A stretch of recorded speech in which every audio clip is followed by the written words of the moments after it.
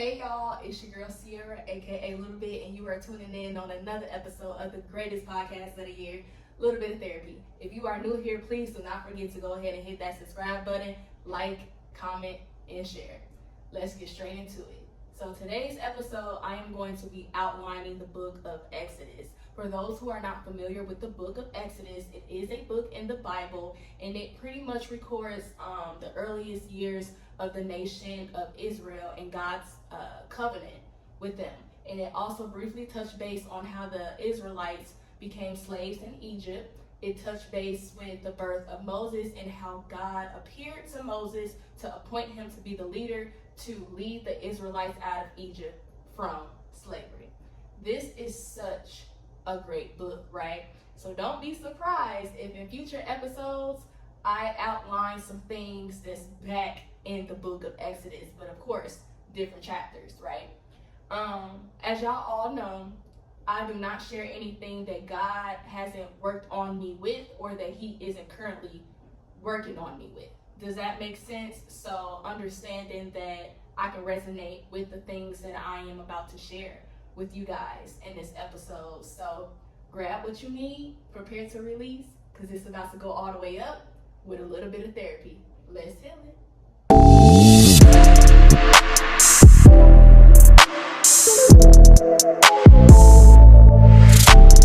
All right, y'all. I got my notes today. So I know I say this every week, but if you see me looking down, it's because I do not want to miss anything important. And just as mentioned, we are working from the book of Exodus, chapter 18, which outlines Jethro's visit to Moses and the wise advice that Jethro had gave Moses. And if you have something to write with, I encourage you to take notes. If you don't have something to write with, I encourage you to take notes. Let's get straight into it. Okay. Starting from chapter 18, verse 1. Moses' father-in-law, Jethro, the priest of Midian, heard about everything God had done for Moses and his people, the Israelites. Pay attention to that word heard, right? He heard especially about how the Lord had rescued them from Egypt, right? He heard about the Lord rescuing them from Egypt. Moving on to verse 2. Earlier, Moses had sent his wife Zipporah and his two sons back to Jethro, who had taken them in. Moses' first son was named Gershom.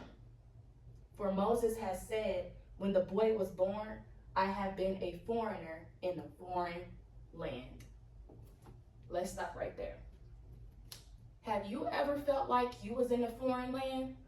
I feel like we all been in situations in which it was foreign to us, right? So when you think about foreign, it's unfamiliar, it's strange. And when things are unfamiliar and it's strange, it can be a hardship attached to that and some type of uncertainty. And so sometimes we don't know what season we are in. We don't know if we in the fall, the winter, the summer, or the spring, because we may go through a storm and then it's sunny, and then it may get back cloudy, and then it's raining, and then it's snowing, and then it's sleeting, and then it's hailing, and then it's right back sunny, and it's just like the season that we are in, it seems very unclear, right? We don't know what's going on. We don't know what's next, and we don't necessarily know what that means for us. Foreign, Gershom. Let's move on, shall we? Let's see. Okay. His second son was named Eliezer, for Moses had said, the God of my ancestors was my helper. He rescued me from the sword of Pharaoh. His second son was named Eliezer, which means helper, rescuer.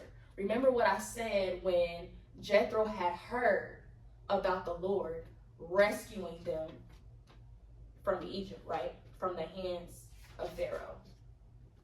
So when it comes to this, I want to emphasize how both sons symbolize something. Gershom, and I might not be saying that correct, so I'm sorry, but Gershom, he represents foreign, right? He represents the hardship, the uncertainty, the unfamiliarity, right? Whereas Eliezer, he represents help, being rescued. And when you think about those things, you can't mention the hardship without the help, and you can't mention the help without putting emphasis on the hardship. They both go together. You cannot mention the Gershom without the Eliezer. You cannot mention the Eliezer without the Gershom. And so it's like, I was uncertain. Things were unfamiliar. It didn't make sense, but God helped. God helped. You can't mention the Gershom without the Eliezer when you are speaking in reference about God. Okay. Let's skip down to verse 7. Okay. So Moses went out to meet his father-in-law. He bowed low and kissed him. They asked about each other's welfare, right? They asked each other about their welfare. And then Moses went into the tent. Well, and then they went into Moses' tent. I'm sorry. For those who aren't familiar with the word welfare, it pretty much means, the well-being of someone. And so I want to pause because I want to ask y'all, when was the last time you checked in on the well-being of someone else? Or better yet, when was the last time someone genuinely checked in on your well-being, let alone you allowed them to do so? Really? Let's keep going. Moving on to verse 8. Moses told his father-in-law everything the Lord had done to Pharaoh in Egypt on behalf of Israel. He also told about all the hardships they had experienced along the way and how the Lord had rescued his people from all of their troubles. Moses told it all, right? He told it all, right? And so this pretty much talks about what I have in my notes is like how he didn't talk about the hardships without talking about the help, right? And so as we continue to move on with the text, I want you to pay attention to how talking about the hardships and reiterating the help would help someone else. Let's continue. I'm not gonna lie. The text in this Bible is so small, so if you see me squinting, I am sorry. Okay, anywho. So, he also told about all the hardships they had experienced along the way and how the Lord had rescued his people from all their troubles. Jethro was delighted when he heard about all the good things the Lord had done for Israel as he rescued them from the hand of the Egyptians. Praise the Lord, Jethro said, for he has rescued you from the Egyptians and from Pharaoh. Yes, he has rescued Israel from the powerful hand of Egypt. I know now, right? I know now that the Lord is greater than all other gods because he rescued his people from the oppression of the proud Egyptians. Then Jethro, Moses' father-in-law, brought a burnt offering and sacrifices to God. Aaron and all the elders of Israel came out and joined him in the sacrificial meal in God's presence. Oh my gosh, how beautiful is that, right? So what if I told you that that foreign place that you are in, it isn't for you, but it's for someone else? Really? What if I told you that what you were going through is to help others to see the goodness of God and call God's lost sheep home? What if? Just what if? And when it comes to this, I feel like today's doctrine that's being taught about the gospel and about who Jesus is and who God is, everyone always want to talk about the blessings and like the signs and the wonders and like the miracles, but no one ever really talks about how sometimes those blessings are disguised in what we assume is defeat, right? Everyone want to get the blessings of God, but no one wants to suffer as his servant. Think about Jesus, right? Think about Jesus and what he went through when he was on that cross. Think about what he endured when he was on that cross, right? When he died on the cross, when his flesh died, they thought that Jesus was defeated, but he wasn't. He wasn't. Because baby, after 3 days, them 3 days, he rose, right? And guess what? What Jesus endured on the cross, it wasn't for him or it wasn't for God. Guess who it was for? It was for us, right? It was for us. So what if I told you the things that you are going through, it's not necessarily for you? I want to circle back to discussing the welfare and sharing how if it wasn't for hearing, right? Because remember, Jethro heard, right? He heard. If it wasn't for Jethro hearing, he wouldn't have known. Without him knowing, there would be no desire. And without no desire, there will be no encounter. Catch what I'm saying? So I'm going to use an analogy. Let's touch base with food, right? Say like it's this new restaurant and some people posting about it and they saying that it's good, and you look at the reviews and everything is coming back good, right? So you're thinking, I might try this restaurant. And nonetheless, based on that, that can be more than enough for you to go ahead and try the food at the restaurant. But just imagine your mom or that auntie or the grandma out the family who don't be eating nobody else cooking, and they always like, who cooked that? Who made that? And they feel like they got the best cooking in the family and they real bougie and they picky. And if they go to that restaurant and they eat at that restaurant and they say that the food is good, you're like, oh yeah, I'm definitely about to eat at this restaurant because my mom who is picky, my auntie that is picky, and my grandma that is picky, they said that it's good, so I know it's good, right? You had to go to the source. Yeah, you see other people talking about it and you heard about it, right? But you went straight to the source. And because you went straight to the source, you heard and you knew. And because you knew, you had that desire to go eat at that restaurant. And now an encounter is about to be made, right? Now you are about to go to the restaurant and eat it. So basically what I'm saying, baby, it hits different when it hits home. It hits different when it hits home. And so imagine if you had an addiction and now you are practicing sobriety and you are sharing your story with someone who is currently struggling with addiction. It is going to hit home for them, right? It is going to hit home for them. They are going to hear, right, about the story.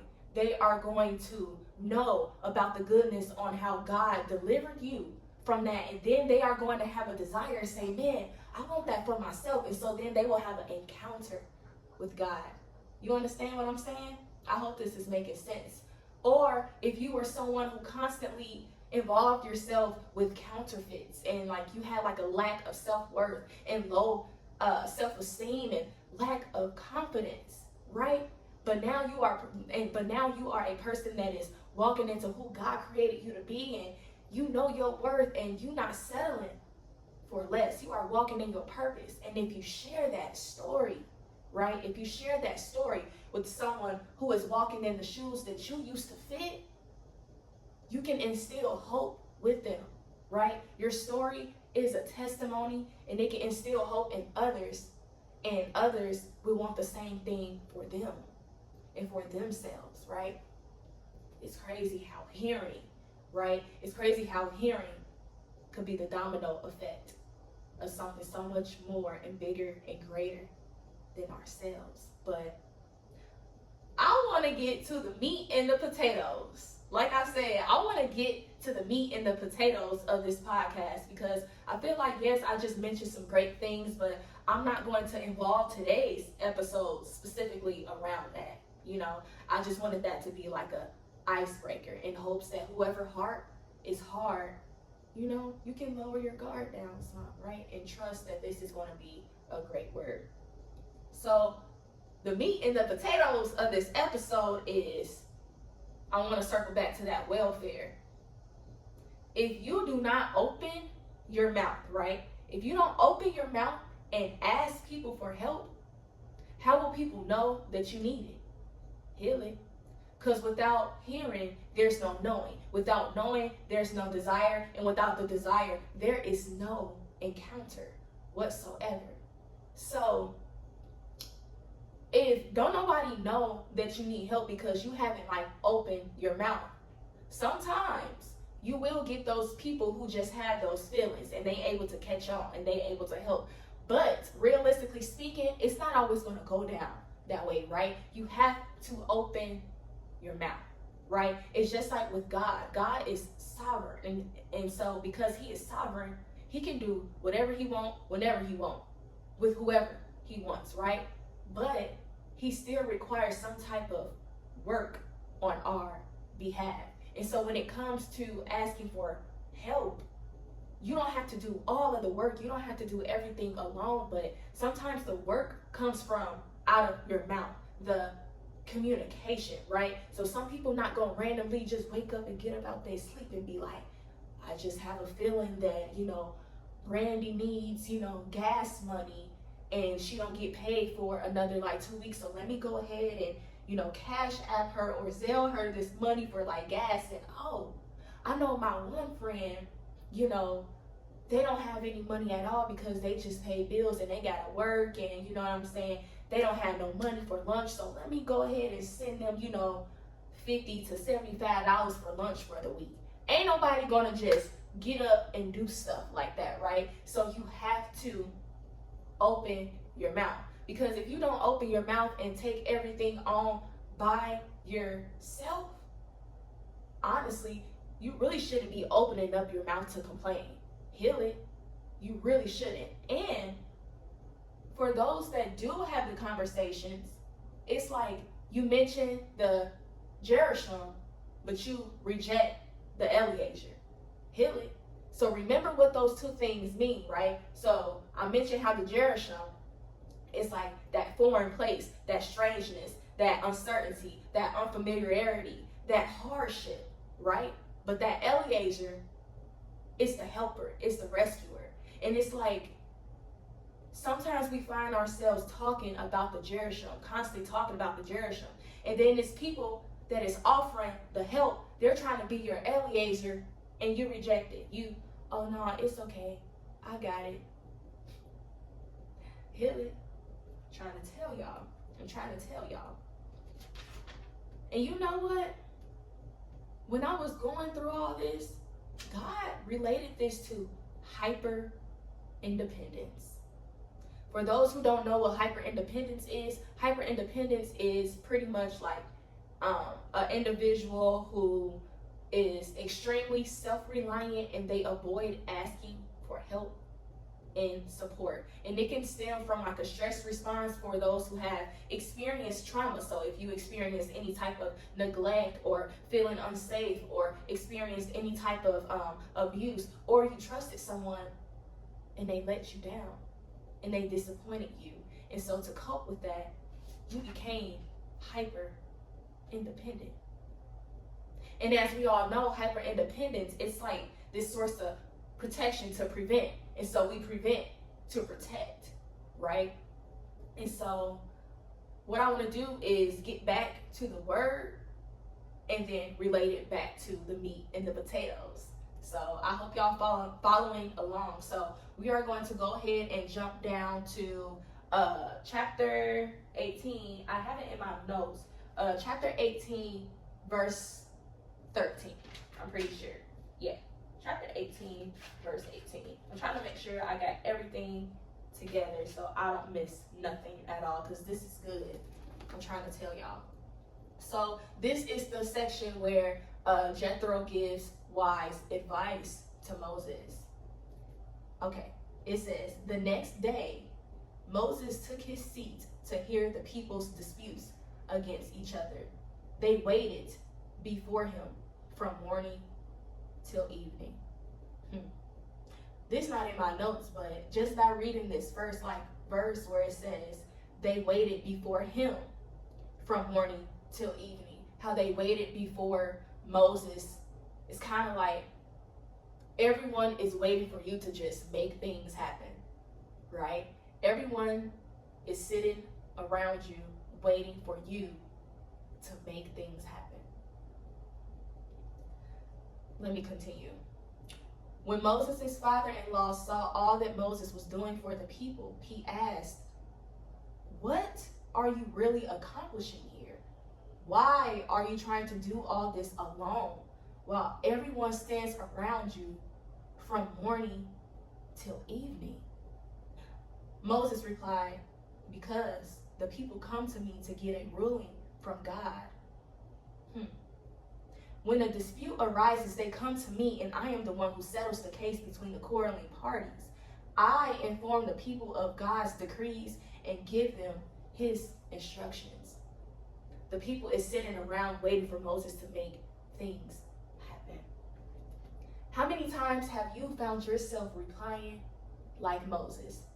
I have a child, so I gotta have everything figured out. I'm the oldest out of all my siblings. They counted on me. I'm the one with all the money. I'm the one that's in my career.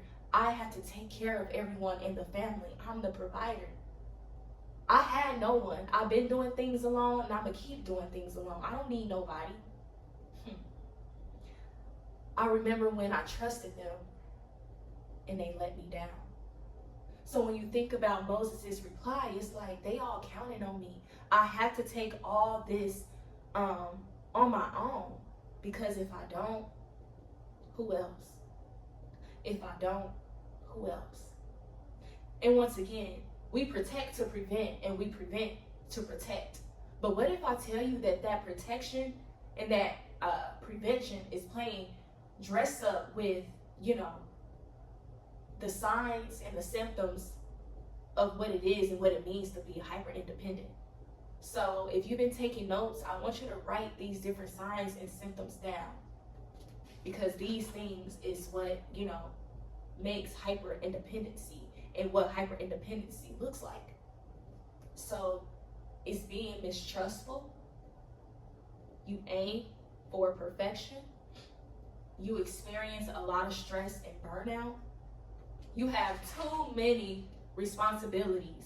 You avoid depending on others. You avoid help. You have little to no close relationships with others, and you have difficulties in your current relationships. And you experience significant amounts of anxiety and depression. So here are some questions that you can ask yourself for further reflection. So make sure that you are writing this down too, or pause the video as needed. The questions are on the screen as well. So maybe a screenshot if you're watching on your phone or whatever the case may be. Ask yourself, do I show any signs of hyperindependence? And if so, how? Have I experienced any type of trauma that contribute to this hyperindependence? What are the advantages and disadvantages of my hyperindependence? And what is one practical step I can take to allow Eliezer in my life? And as we know, Eliezer means help, right? Eliezer means help. It's like hyperindependence keeps us from reliving the trauma, but then again, it's like it keeps you from reliving the trauma without having to re-experience the trauma again. Does that make sense? I don't think that made sense. I think I misconstrued my words. I meant to say hyperindependence keeps you reliving the trauma without you actually having to experience the trauma, right? So it's like you ain't got to worry about nobody stabbing you in the back because you already got the knife in position. Heal it. And hyperindependence keeps you from rest. And as we know, God offers rest and comfort for all of his people. But when you are hyper independent, it's hard for you to experience rest.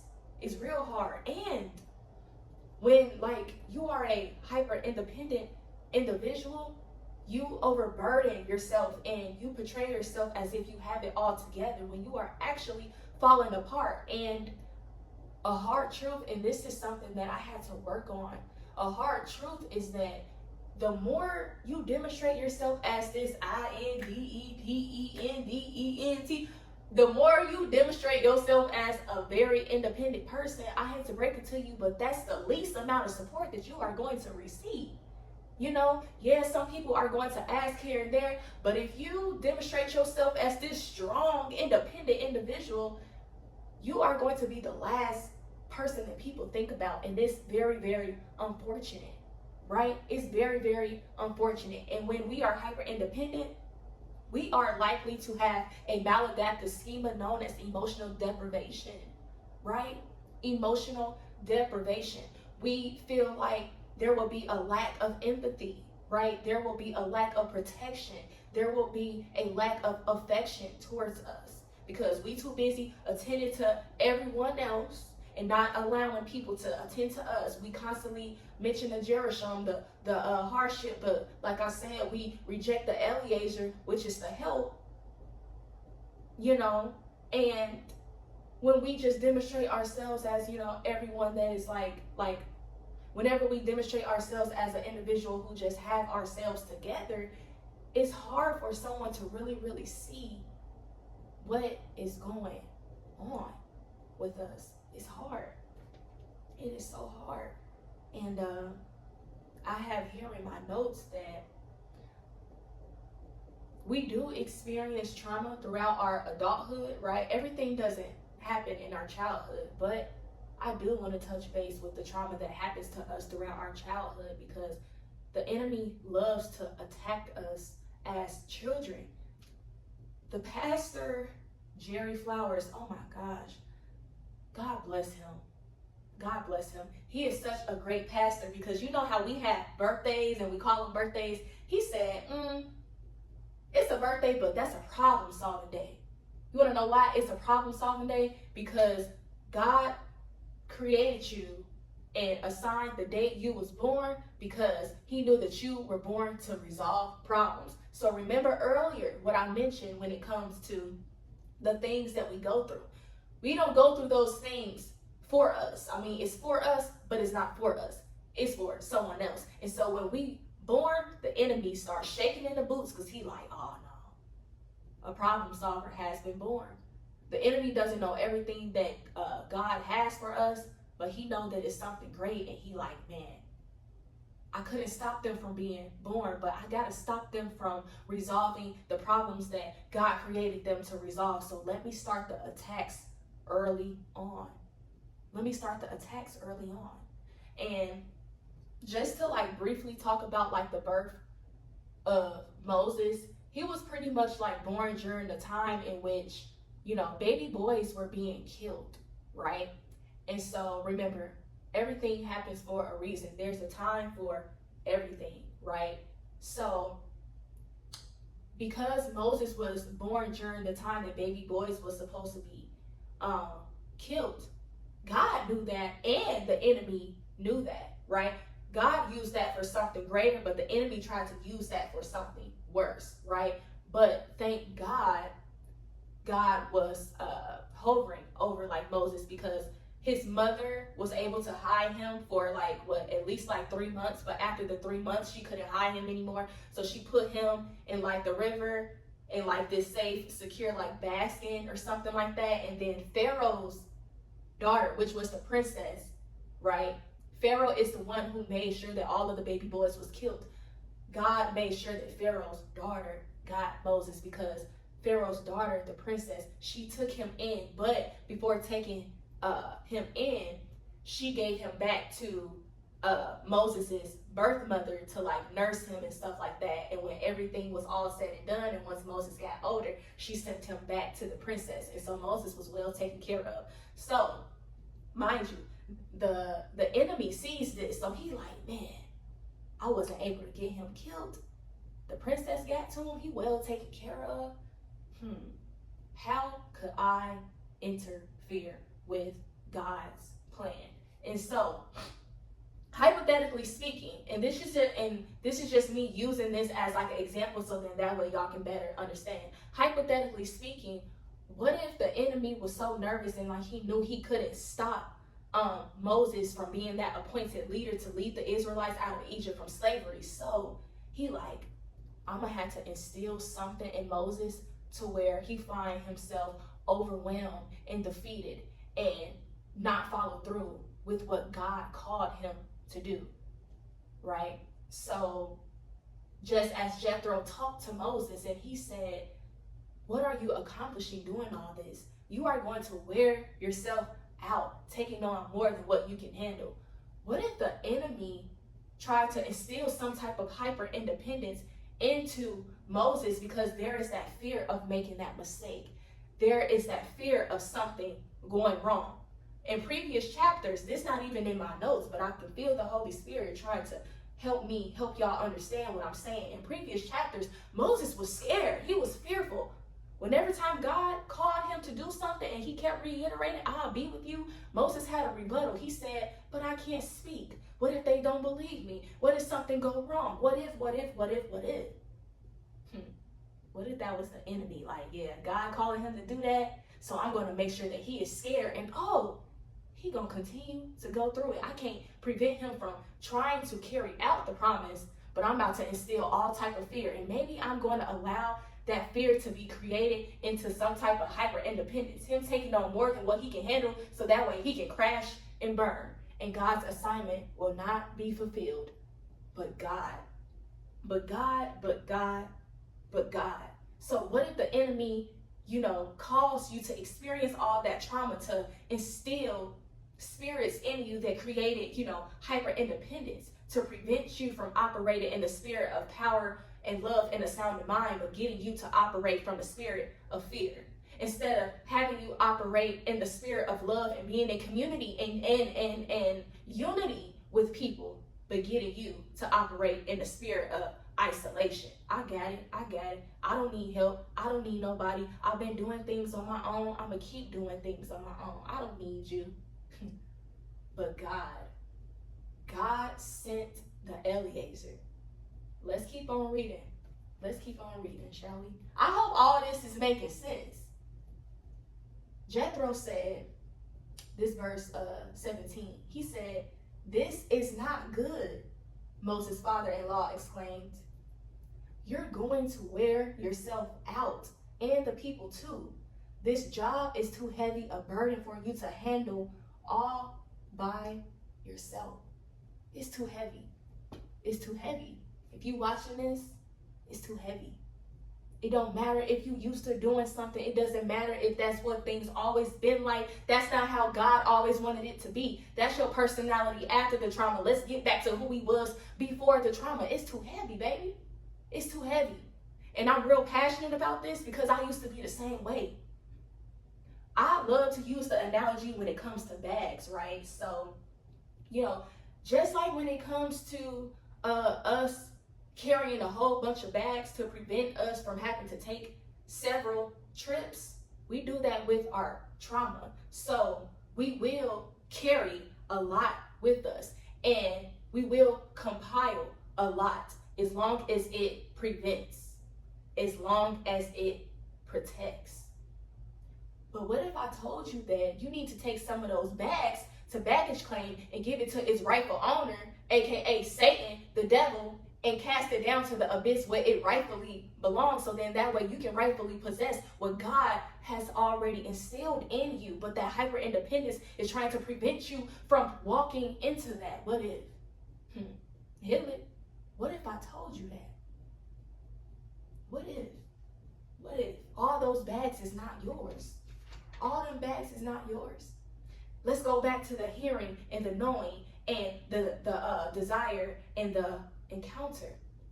Remember what Jesus did and how it wasn't for himself and it wasn't for us. So therefore, this hyper independence that we have, we don't need to be hyper independent because we have Jesus. And yes, there will be things that we will be called to do and we have responsibilities for, but just as God has called you to help others, he has also appointed others to help you while you are helping others. Do you not understand that? But you must allow yourself to receive that. Let's continue. We're going to read verse 19 and so forth. So this is Jethro, right? This is Jethro, Moses' father-in-law, talking to Moses. He says, now listen to me and let me give you a word of advice, and may God be with you. You should continue to be the people's representative before God, bringing their disputes to him, right? So he's not saying that you just got to become dependent and just let go of your responsibilities and expect people to just hand things to you, right? He said that you should continue to do that. Teach them God's decrees and give them his instructions. Show them how to conduct their lives. But, I love conjunctions like this. But, select from all the people some capable, honest men who fear God and hate bribes. Appoint them as leaders over groups of 1,150 and 10. They should always be available to solve the people's common disputes, but have them bring the major cases to you. Let the leaders decide the small matters themselves. Let them decide the small things themselves. They will help you carry the load. They will help you carry the load, making the task easier for you. If you follow this advice, and if God commands you to do so, then you will be able to endure the pressures, and all of these people will go home in peace. Oh, that was so good, wasn't it? Imagine how your life would change for the better if you made a small adjustment on receiving and allowing yourself to receive, right? A small adjustment. So like I said, no, you don't have to lose your independence. You need a balance. No, you don't have to trust everybody. No, you ain't got to be in close relationships with everybody. But just as Jethro told Moses, but select from all the people some capable men. Let's talk about it. Let's talk about people who are capable. Let's talk about it. There are some people that you can rely on, and there are some people that you cannot rely on, right? One of the things working through my hyper independence, I'm like, okay, I'm not going to be hyper independent, so I'm going to start asking people for help. But I was self-sabotaging because I was asking the wrong people, literally. Like, no shade. I was asking the wrong people.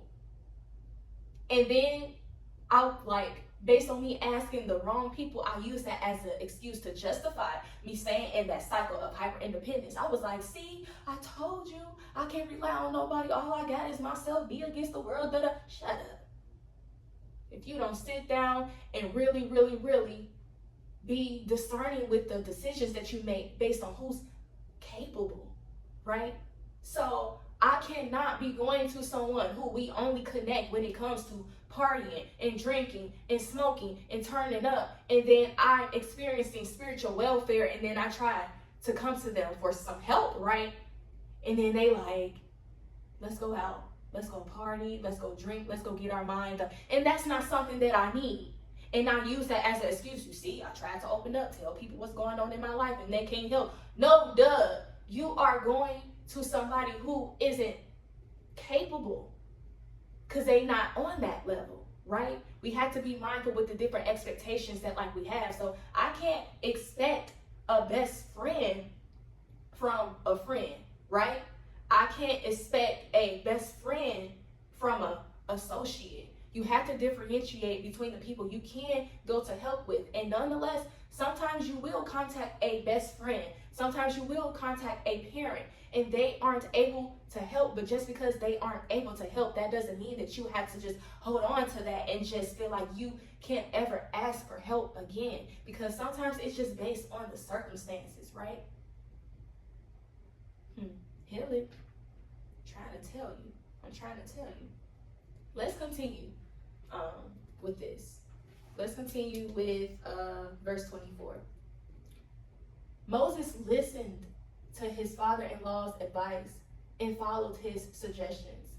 He chose capable men from all over Israel and appointed them as leaders over the people.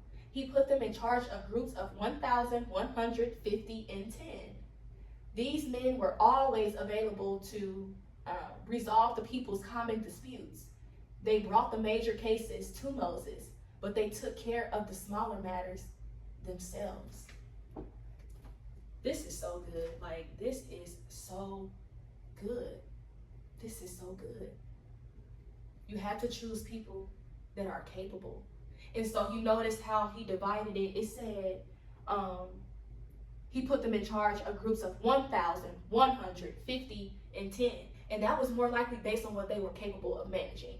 It's this story in the gospel, and like the master, he gave them like different like coins based on what they were capable of managing, right? So once again, you can't expect an associate to come through for you as if they your best friend, right? That'd be self-sabotaging. And once again, we got to make sure that our expectations aren't, unrealistic, right? Because when there's an individual who has been like hyper independent, it's kind of like that cognitive distortion or of like that all or nothing. It's either you on this extreme end or you on that extreme end. There's no middle ground, but you got to find that middle ground, and it takes a lot of practice. So yeah, I'm going to go ahead and get into brief tips on how you can work on hyper independence, and we'll go ahead and wrap this up. Write this down because this will not be on the screen, okay? Number one, first you want to confess and accept Jesus as your Lord and your Savior, okay? Because once you do that, you are accepting the fact, I can't do this alone. I can't do this without Jesus. There is someone bigger and greater than me. I can't be self-righteous. I can't save myself. Number two, familiarize yourself with the Word of God, especially about the comfort and the rest that He promises for all of His people. Once you begin to really understand what it means to have rest and find comfort in God, you will have an unexplainable peace that will guard your heart and your mind and combat that hyper-independency and that fear and that anxiety. Number three, practice self-care. Pay attention and answer to what your body needs. You have to. You have to. Number four, learn to ask for help. And I know y'all like, well, how can I do that? First, you need to understand what trauma-related beliefs that you have that is preventing you from asking for help, and think about what type of emotions you feel when it comes to having to ask people for help. Once you begin to understand that cognition, right, your process, you will be able to work through those and come up with more healthier, explanations of what it means to receive and ask for help. And when it comes to like your emotions, you will understand that like your emotions are like messengers in a bottle, right? Our body is the bottle, and it's filled with different like emotions, and you got to understand that our thoughts are just as is, our emotions are just as is, right? Our emotions are valid, but they are not factual. And so your initial reaction to your emotions will set the tone of your experience. So if you begin to feel fearful or like anxious, once you are put in that position to ask for help, you got to be able to regulate that and be like, okay, I feel fear, like I feel scared, but there are no perceived threats going on right now. It's okay. But if you like, I feel scared, that means there's something that I need to be scared about. They are going to reject me. They are going to act towards me a certain way. Bring it down. Breathe. And it takes practice, right? It takes practice. You can also, what I have for number 5, ask for help with small things. You don't want to be asking like, yeah, can you go ahead and put this loan in your name? You know what I'm saying? You don't want to be asking for help in that type of way. At least not off bat. But if like you at like the grocery store and like you with a friend or whatever the case may be, and you bagging stuff, just say like, hey, can you help me? What they gonna say? Heck, I ain't helping you. You raggedy, lazy piece of, I'm telling you, once you acknowledge what's going on in here and challenge what's going on in here based on what you see through here with no assumptions and labels attached to it, you'll get better. Number 6, know your triggers and come up with healthy coping responses. This is very, very important, right? And you also, number 7, you want to explore what your emotional needs are. You need to know what your emotional needs are. And sometimes that goes back to childhood. What did you want as a child but you went without? Heal it. And then practice assertively communicating those needs. And once again, being sure that those needs are not excessive and that they are not unrealistic. And number 8, know who to ask for help. Remember, there are some people who are capable and some people who are not capable. And remember, not everyone is capable and not everyone is going to be able to come through for you 24/7. Because I don't know about y'all, but I can't even come through for myself 24/7. So going back to number 1, that's important that we confess and accept Jesus as our Christ and our Savior, because he's the only one that can come through for us 24/7, right? We don't want to make other people's help as an altar, right? Or an idol. We got to keep our eyes focused on God. Number 9, don't allow yourself to feel defeated when you ask for help and someone isn't able to help. Don't allow past trauma to make your mother's lack of support to be what you see when someone in this present time isn't able to help you. They are not your mother. Because y'all be like, well, my mom did. They are not your mother. Well, my dad, they are not your father. Heal it. And number 10, go to therapy. Go to therapy. It's not easy opening up to a stranger. I remember, you would think that I was about therapy my whole life because, I had my mind made up of what I wanted to do in 8th grade. And then, I went to ISU, got my bachelor's in psychology. I minored in counseling, went back to grad school for clinical mental health counseling. But baby, I was ducking and dodging therapy for my own self, okay? I did not want to go. I made the appointment and I no-showed and I no-showed and I no-showed. I was running away from something. It's not easy, but once you make that decision, it's going to be one of the greatest decisions that you have made, because honestly, all these things that I said on how to work through hyper independence, you can work through those things with God, of course, but guess what? God is going to lead you to a therapist. You can't just do these things alone, and God doesn't, he doesn't want you to just do those things with him, because remember, God is love and love is community, and community is unity, fellowship. He wants you to have those resources to connect with people. So I really hope today's episode was helpful, remembering that you cannot mention the Gershon without the Eliezer, right? You cannot mention you cannot mention the hardship without the help, and you cannot mention the help without mentioning the hardship, and understanding that some of those bags don't belong to you. It's okay to put them down. It's okay to put them down. It's okay to ask and receive help. And so look at this video as many times as you need to. Like, comment, share, and subscribe. And that's a wrap. Heal it.